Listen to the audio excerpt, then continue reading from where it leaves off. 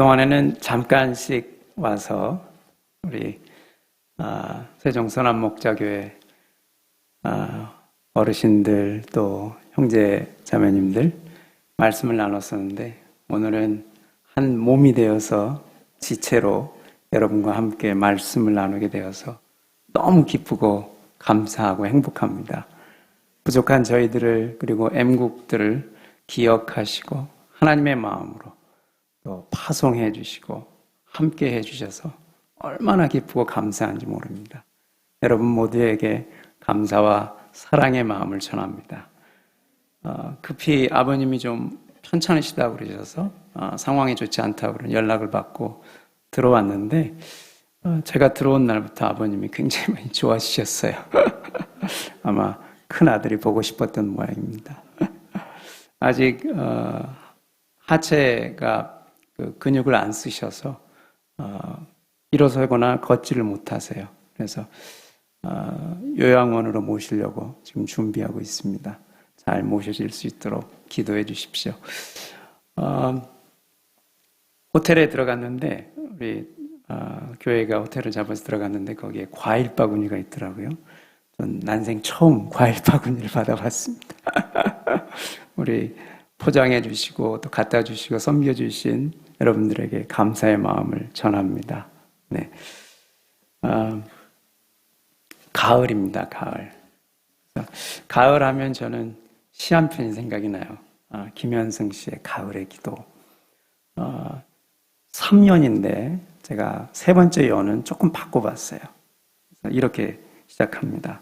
가을에는 기도하게 하소서. 낙엽들이 지는 때를 기다려 내게 주신 겸허한 모국어로 나를 채우소서. 가을에는 사랑하게 하소서. 오직 한 사람을 택하게 하소서. 가장 아름다운 열매를 위하여 이 비옥한 시간을 가꾸게 하소서. 가을에는 함께 하게 하소서.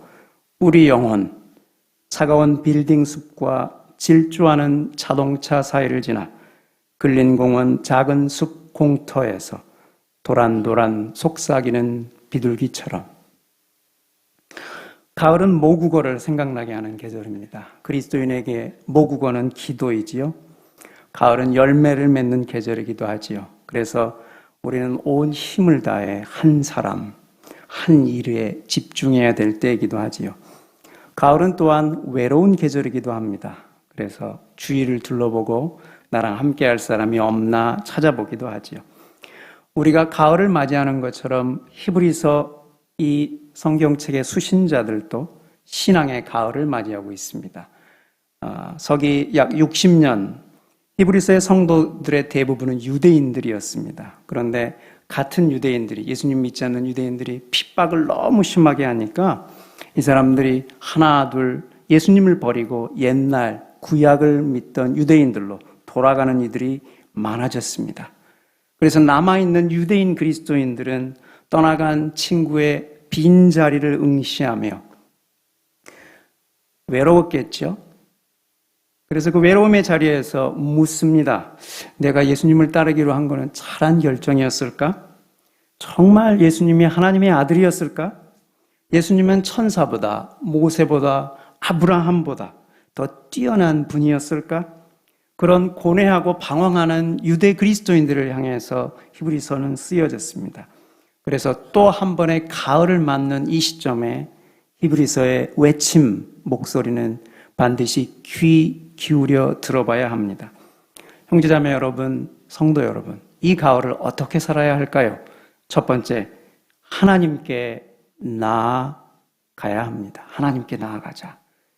22절을 보시면 참 마음과 온전한 믿음으로 하나님께 나아가자 이렇게 얘기합니다. 유대인들에게 하나님께 나아가자 이 말은 곧 어떻게 똑같은 말이냐면 성전에 가자. 왜냐하면 성전에 가면 하나님이 계시는 곳이니까. 유대인들에게는 성전은 거룩한 곳이었습니다. 흠없는 염소나 송아지의 피를 가져야만 들어갈 수 있는 곳이었고, 왜냐하면 피 흘림이 없이는 용서가 없으니까 정결한 사람들만이 들어가는 곳입니다. 성전은 세 부분으로 구성되어 있어요. 성전 뜰이 있고 그리고 성소가 있고 지성소가 있습니다. 그리고 성소와 지성소 사이에는 두꺼운 휘장이 쳐져 있습니다. 지성소에는 대제사장이 1년에 딱 한 번 염소와 송아지의 피를 대야에 들고 들어가는 곳입니다. 그 성소에는 하나님의 임재가 머무는 곳이에요. 그래서 대제사장이 거기에 들어갈 때는 피를 들고 또 한 가지 하는 게 있어요. 뭐냐면 발 뒤꿈치 한쪽에 밧줄을 매요. 밧줄을. 그리고 들어갑니다. 왜 밧줄을 맬까요? 혹시 거기 하나님의 거룩한 임재가 있는 곳에서 죄가 있어서 죽을지 모르니까. 그러면 밖에 있는 사람들이 밧줄로 끄집어내야 되니까. 그래서 지성소는 거룩한 곳이고 두려운 곳이고 목숨이 위태로운 곳이고 동시에 하나님의 영광이 가득한 곳이에요. 하나님의 기쁨, 거룩한 능력, 삶의 에너지가 충만한 곳이에요. 이 모든 것이 합해 있는 곳이 바로 지성소입니다. 오늘 말씀은 이 지성소에 예수님께서 당신 자신의 피를 가지고 들어가셨다. 이렇게 얘기합니다. 여러분 복음서를 읽어보시면 예수님이 십자가에 돌아가신 날 어떤 일이 있었냐면 이 휘장이 절반으로 위에서부터 아래로 찢어진 사건이 일어납니다. 절대로 찢기지 않을 튼튼한 휘장이에요. 근데 찢겨졌어요. 히브리서 기자는 이것을 주목합니다. 그때 찢겨진 이 휘장은 예수님의 몸이었다. 몸. 사람의 몸이 상상해 보십시오. 절반으로 쪼개지면 어떤 일이 일어날까요? 피분수가 솟구치겠죠. 그 피분수를 받고 우리가 정결하게 되었다. 용서함을 받게 되었다. 그 피분수를 받는 사람들의 마음에는 내가 악한 사람이구나. 내가 부족한 사람이구나. 내가 흠이 정말 많은 사람이구나. 내가 죄인이구나. 이런 깨달음이 있습니다. 그 깨달음이 있을 뿐만 아니라 이제는 거룩하게 살고자 하는 마음속에 불같은 열망을 주세요. 무엇이? 예수 그리스도의 피가. 그래서 히브리서 기자가 말합니다. 이제 하나님께 나아갈 수 있는 유일한 길은, 새롭고 살아있는 유일한 길은 예수님 뿐이시다. 예수님의 죽으심, 예수님의 피 흘리심, 예수님의 갈라지신 몸을 통해서만 하나님께 나아갈 수 있다. 그래서 히브리서 기자가 여기에서 굉장히 독특한 단어 하나를 씁니다. 그게 뭐냐면 담력을 얻었다. 왜냐하면 두려운 곳이에요. 무서운 곳이에요. 그런데 이제 그리스도 예수의 피를 통해서 하나님께 나아가는 사람은 이제 담력이 있어요. 괜찮아요. 자신감이 있어요. confidence가 있어요. 그래서 초청하는 겁니다. 이제 성전이 아니라 신약시대엔 우리가 성전이에요. 하나님의 영이 거하시는 것. 그 하나님께 우리가 함께 담력을 가지고 나아가자. 이것이 우리가 이번 가을에 다시 히브리서 기자가 우리에게 주는 도전입니다. 하나님께 나아갑시다. 아멘. 첫 번째는 하나님께 나아갑시다. 두 번째는 서로 격려합시다. 서로 격려합시다. 교회 안에서 예배 드릴 때는 서로 격려합시다 그러면 그럼 그래야지 그렇고 말고 그러는데 밖에 나가서 생활하다 보면 이 바쁜 세상에 나를 돌보기도 버거운 세상에 옆 사람을 돌볼 시간도 없어요. 마음의 여유가 없지요. 근데 히브리서 기자가 서로 돌봅시다 이 말 전에 이런 말을 첨가해요. 약속하신 이는 미쁘시니 소망을 굳게 부여잡고 이런 말을 합니다. 무슨 말이냐면 우리에게 약속하신 이가 있어요. 예수님께서 약속하셨어요. 내가 너희에게 성령을 주리라. 내가 너희와 함께 하리라. 내가 다시 오리라. 내가 다시 와서 너희들도 나처럼 새로운 몸을 입게 될 것이다. 너희가 세상을 통치하게 될 것이다. 이제 온 우주를 내가 새롭게 하게 할 것이다.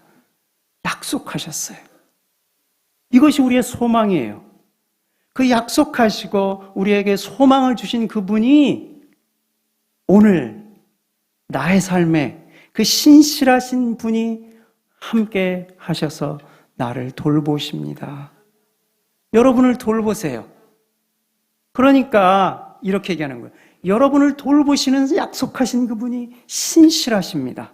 그러니 소망을 붙들고 이제 옆 사람을 서로 돌아보아 선행을 격려하십시오. 이 말이에요. 본문을 읽어보면 우리라는 말이 반복돼요. 우리. 그리고 첫 번째 1절은 어떻게 시작하냐면 형제 자매 여러분. 한 사람을 지목한 게 아니라 형제 자매 여러분. 그리고 또 서로 이런 단어들을 반복합니다. 왜냐하면 교회는 나 혼자만이 아니라 공동체. 그죠? 자, 공동체인 우리가 그러면 어떻게 서로를 사랑과 선행을 격려할 수 있을까요? 격려할 수 있는 방법이 참 많아요. 말을 통해서도 할 수 있고, 그죠? 괜찮아. 다 잘 될 거야. 이번 위기도 지나갈 거야. 혹은 섬겨줄 수 있어요. 여보, 아니면 요즘 말, 허니, 수고했어. 설거지는 내가 할게. 혹은 아빠, 내가 심부름 갔다 올게. 아빠 오늘 일 아니라고 고생했어. 섬겨줄 수 있죠. 혹은 선물 사줄 수 있어요. 그죠? 아들, 그래? 내가 통 크게 한번 쏘지. 아이폰 14, 아이폰 14 사줄게. 생일에. 근데 뭐 LED 마스크나 뭐 아이폰이나 명품 핸드백이나 이런 거 말고 아주 소소한 내가 당신 사랑해. 아빠 내가 기억해. 딸 내가 너 사랑해. 소소한 작은 선물들 얼마든지 나눌 수가 있어요. 그잖아요. 네. 선물로 우리가 사랑과 격려를 할 수 있죠. 혹은 아이가 울면 어떻게 해요? 아이가 울면 그러면 엄마가 어떻게 해요? 가서 너 왜 울어? 말해봐. 물론 이렇게 하는 부모들도 있죠. 정없이. 대부분의 엄마, 아빠는 가서 안아주죠. 그죠? 그래서 서로 격려할 수 있는 방법 중에 하나는 내가 있는 그대로 우는 거예요. 배고파, 아파, 나 똥 쌌어. 우는 거예요, 아이처럼.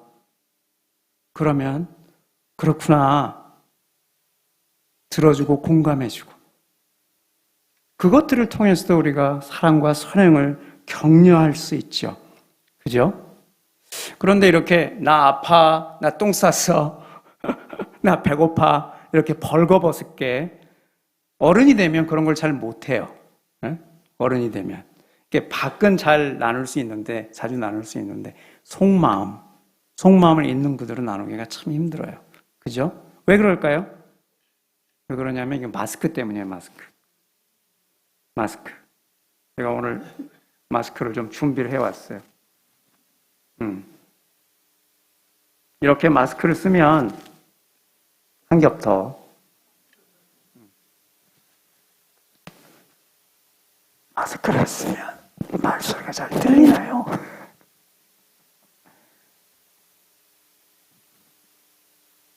사람들마다 가슴 속에 한 겹, 두 겹, 세 겹 마스크를 쓰고 있어요. 왜? 있는 그대로 다 보이면 창피하니까. 뭐 이런 사람이 다 있나? 뭐 그런 얘기를 해. 애기같이 창피하게, 남사스럽게. 그죠? 그래서 부부 사이에도 어떤 사람들은 그런 얘기 잘 안 해요. 그런데 우리가 우리 있는 모습 그대로를 내보이고 그럴 때 사랑할 수 있는 공간이 생겨요. 완벽해 보이면 저 사람은 나 없어도 괜찮아. 그렇게 얘기하잖아요. 교회 공동체는 그렇게 있는 모습 그대로 연약하고 슬프고 아픈 것들을 나눌 수 있는 공동체예요. 그런데 우리가 그것을 나누려고 할 때 기억해야 될 게 있어요. 자주 그것을 나누지 못하는 이유는 뭐냐면 내 체신 때문에, 내 명예 때문에. 나도 괜찮은 사람인데 이런 거 나누면 속된 말로 쪽팔리지. 그죠?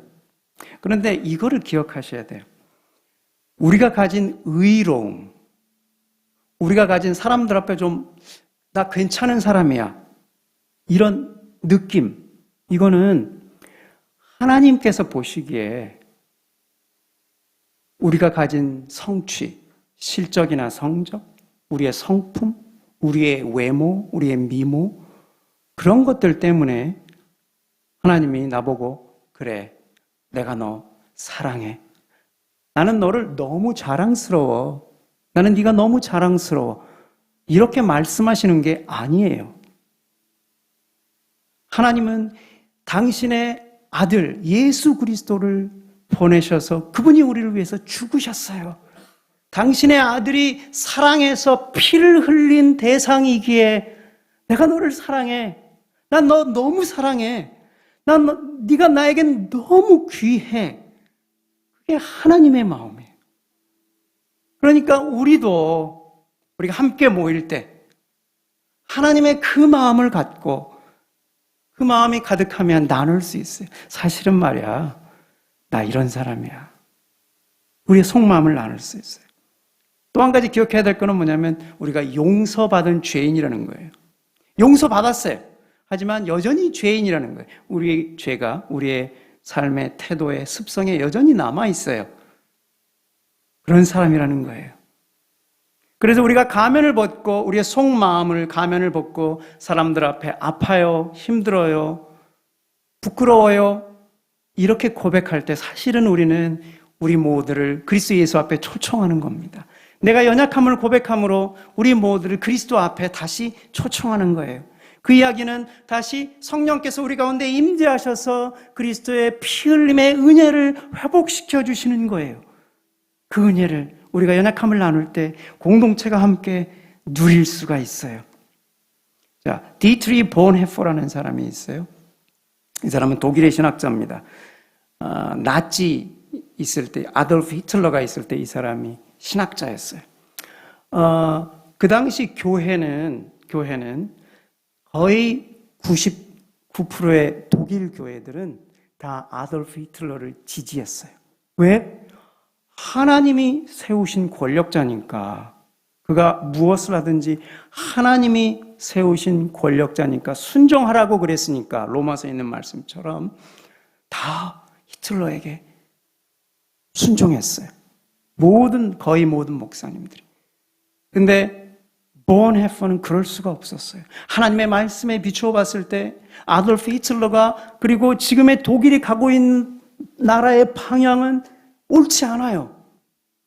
그래서 그는 고민과 고뇌 끝에 히틀러를 암살하는 계획에 참여합니다. 그래서 그것이 발각돼요. 그리고 독일이 패전하기 바로 며칠 전에 교수형에 처해집니다. 그의 나이가 굉장히 젊었어요. 그가 1935년부터 3년간 그가 가르쳤던 신학생들을 함께 모여서 공동생활을 합니다. 그리고 나서 책을 한 권 써요. 그리스도인의 공동생활. 거기에서 이렇게 얘기합니다. 그러므로 다른 그리스도인들과 함께 공동생활을 하는 특권은 하나님의 은혜입니다. 무릎 꿇고 고백하십시오. 오직 하나님의 은혜. 그리스도인 형제들과 함께 공동체로 사는 것은 순전히 하나님의 은혜의 덕분입니다. 여러분, 기억하십시오. 바로 이것을 위해서 우리가 함께 모여서 우리의 연약함을 나누고 아픔을 나누고 함께 사랑과 선행을 격려하도록 그리스도 예수께서 죽으셨습니다. 이것을 기억하십시오. 성경은 말합니다. 그렇기 때문에 그는 실로 우리의 질고를 지고 우리의 슬픔을 당하였거늘. 예수님께서 그가 찔림은 우리의 허물이요 그가 상함은 우리의 죄악 때문이라. 그가 징계를 받음으로 우리는 평화를 누리고 그가 채찍에 맞음으로 우리는 나음을 입었도다. 사랑하는 형제자매 여러분, 세상이 우리를 향해서 기대하는 것이 무엇일까요? 무엇을 보고 싶어 할까요? 세상아, 봐. 우리가 얼마나 위대한 일을 했는지, 혹은 세상아, 봐라. 우리가 얼마나 많은 그리스도인들이 있는지, 혹은 우리가 세운 건물이 얼마나 아름다운지 세상아 봐라. 우리가 가진 권세와 능력이 이 한국 사회에 미치는 영향력이 얼마나 크고 위대한지 봐라. 교회가 이것을 주고 싶어 했을까요? 그것이 하나님께서 교회에게 기대했던 것일까요? 아니지요. 하나님께서 교회에 기대하는 바는 너희가 서로 사랑하면, 내가 너희를 사랑했던 것처럼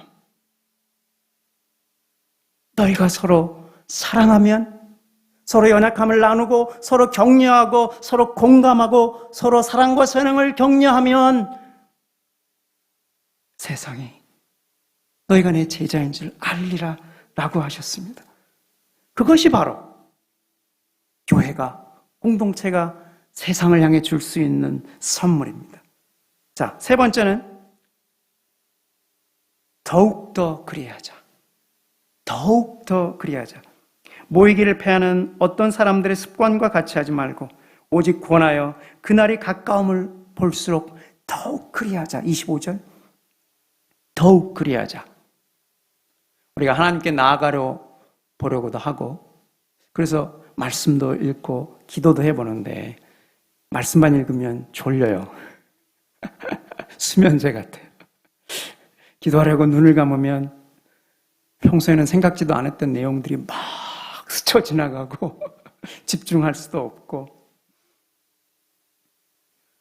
연약함을 나누려고 몇 번 해봤는데 굉장히 쑥스럽기도 하고, 또 그런 거 나누면 갑자기 침묵이 흐르고 분위기 어색해지고 그러니까 에이 뭘 그렇게 해, 그냥 평소대로 하지. 그래서 옛날 삶의 방식대로 돌아가려고 하죠. 그런데 히브리서 기자는 이렇게 얘기합니다. 아니요, 멈추지 마세요. 더욱더 더 하나님께 나가셔야 합니다. 더 사랑과 사랑을 격려해야 됩니다. 더 함께 모이셔야 합니다. 모이셔야 합니다. 코로나로 힘들죠.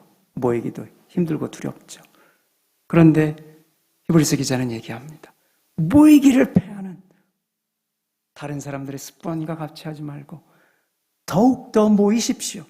그러면서 이렇게 얘기합니다. 왜 그래야 합니까? 왜? 그날이 가깝기 때문입니다. 그날이 어떤 날이에요? 예수님께서 우리의 모든 눈물을 닦아주시는 날, 우리의 아픔을 다 위로해 주시는 날, 온 세상을 새롭게 하시는 날, 모든 권력과 정부와 국가와 민족과 왕들을 심판하시는 날, 우리의 왕이신 예수 그리스도께서 보좌에 앉으신 것을 이제는 눈으로 볼 수 있는 날, 죽음과 사단을 영원히 꺼지지 않은 불못에 던지는 날, 죽을 우리의 몸이, 우리 아버님 곧 그날이 오시는데 죽을 우리의 몸이 더 이상 죽지 않는, 썩지 않는 영원한 몸을 입는 날, 우리가 그렇게도 희망하는 의와 정의와 공평이 온 땅에 충만하게 되는 날, 세상 정치로는 그거를 이룰 수가 없어요.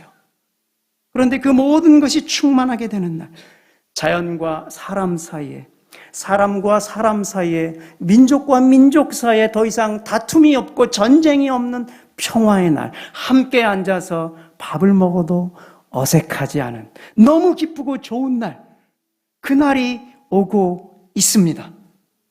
그래서 더욱더 힘쓰십시오. 이렇게 얘기하면 어떤 분은, 선교사님, 지난 2000년간 예수님이 다시 오신다고 교회가 얘기했는데 어디 와요? 왜 그 뻔한 레파토리를 계속 반복하세요? 아니, 눈으로 보여야지. 아니, 온다고만 해놓고 언제 와요 도대체?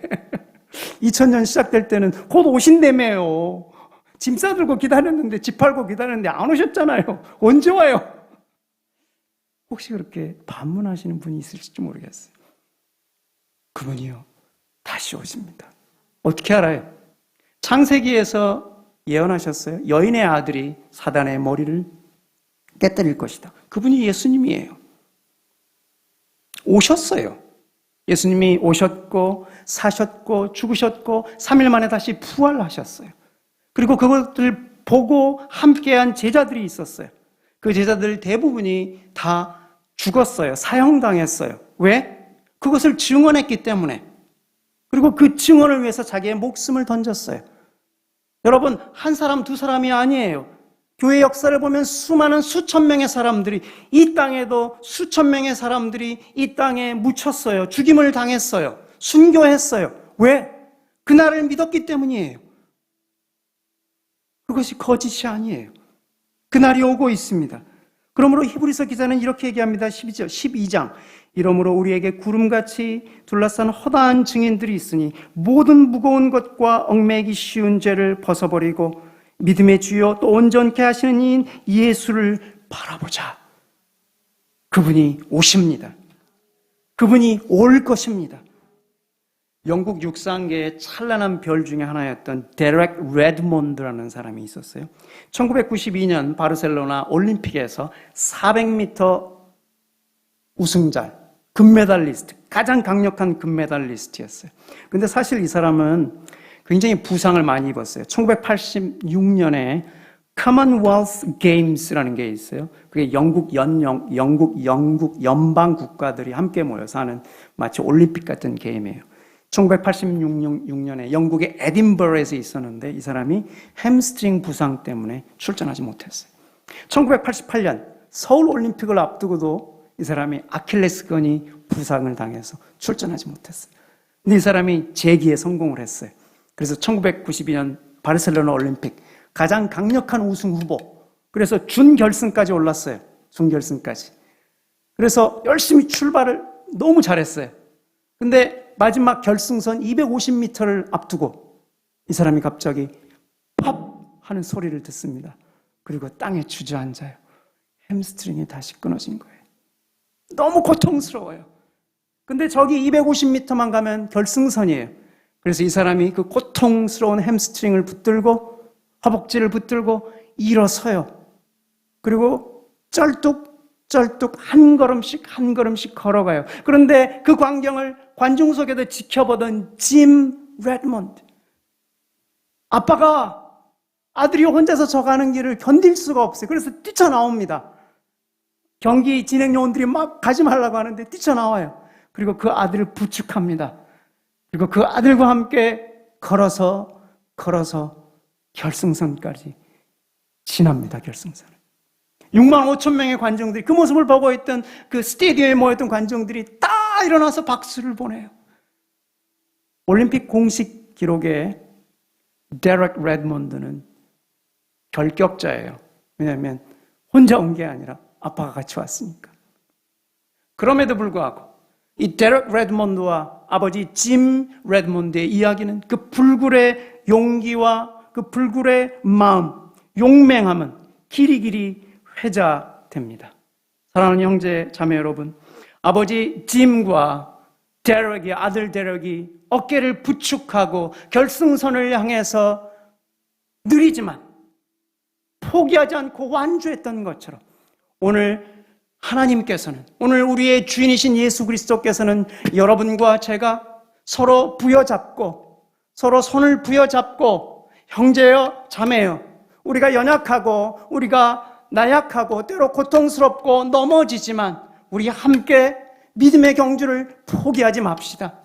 함께 달려갑시다. 그분이 곧 오십니다. 그래서 제가 붙들어 줄게요. 저를 좀 붙들어 주세요. 우리 함께 붙들어 줍시다. 그래서 우리 함께 믿음의 경주를 함께 합시다. 이 믿음의 행진을 멈추지 맙시다. 기도하겠습니다.